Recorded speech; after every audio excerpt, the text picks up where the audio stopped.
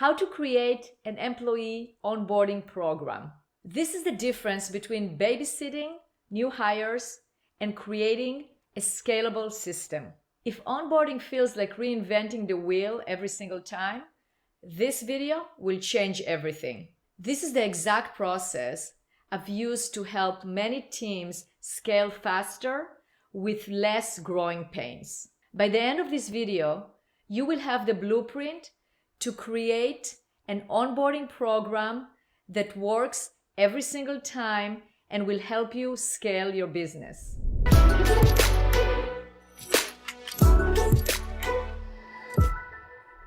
So what is the difference between an organized, well-prepared onboarding program versus an ad hoc activity, flying by the seat of your pants, we'll figure it out when the employee comes on board?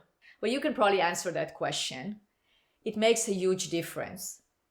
You might think, well, yes, it does make a difference, but I don't have time for it, and maybe it's not the most important thing.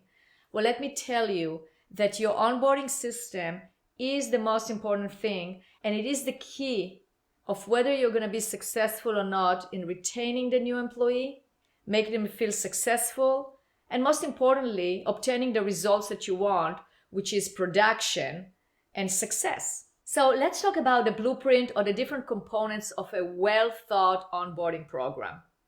And I'm also going to add a video here where I describe the exact actions that you need to take in the first day to make sure that your new employee feels welcome and part of the team. So we have the pre-onboarding, the orientation, the training, the hands-on training, the follow-up, and the culmination, the end of the onboarding period, where both you and the new employee, you both know that the onboarding has been done successfully and you accomplished everything that you wanted to accomplish. Let's break those down. Pre-onboarding. What do you do after they sign the offer letter? That makes a huge difference. This is your time to shine and show your level of communication, of care, of organization, and you have to have a specific process of what you do. What is the communication that you're going to send to the new hire between the time that they sign the offer letter all the way to their first day? That checklist is very important. And you have to put a lot of thought into it, into all the actions and how you come across, and make sure that you are engaged with the new hire before they walk in the door. And it's a good idea also to make sure all the paperwork is being done and you don't spend half the day when they come in just doing paperwork. So let's prepare everything, have the checklist. That's the pre-onboarding. Now, first day, orientation, very important.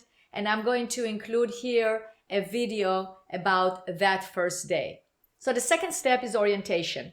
That is the first day, making them feel welcome, making them feel part of the team, setting it up on all the systems. It's a very specific process. And watch this video that I'm including here in the notes for this episode so you can follow the exact steps to make them feel welcomed and do the orientation and make sure the first day is very successful. The third step is to train them on their specific job description. And that is being done by having well-documented processes and procedures that they can follow and understand. Now, what you're creating here is you're creating a system where they can learn it by themselves because they have the references. And also, you're going to be involved as needed. But as you can see, it doesn't require for you to be present every single moment while they are being trained or being onboarded. But there will be a time where they do need to watch you. We can't just have them read and not do anything. So you need to participate in terms of drilling them, role-playing, also have them shadow you, and then observe how they are performing the job and signing it off. But one mistake that I see that is being done very often in terms of shadowing is it's again, ad hoc. Okay, watch what I'm doing right now. I'm going to do this and just watch me. That is okay because they're going to see some things, but it's not methodical and it's not going to get you to the end of having well-trained employee. So what I suggest is that you make a program of all the things that they have to be trained on and they have to watch. It's like a checklist. Okay, so let's take an example. Let's say you are training a receptionist. So we know that the receptionist, I'm going to keep it very simple. Let's say you want the receptionist to know how to answer the calls, how to handle different questions, how to route the calls, how to handle irate customers, and how to book an appointment. 5 things that person has to be competent at. So they can actually now not be a trainee anymore, but they can be a receptionist you can trust to do the job that they have to do. So you have a checklist of each one of those. Then you think ahead of what do they have to watch in order to see how it's being done. And you prepare those scenarios, or you see when during the day this is going to happen. So then you call them at that time to watch it. So they don't always watch you just answering the phone, but they actually watch you do each one of those steps. And you sign it off as those steps are being done. They might need to watch you over and over and over until they understand it, and then do it over and over until you are satisfied that they can do it.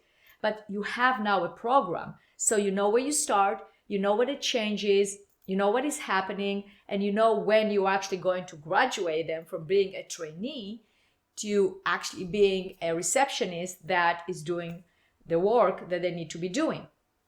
So that should be part of the onboarding program.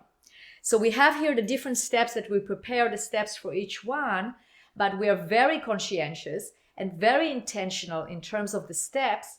And we are going for what?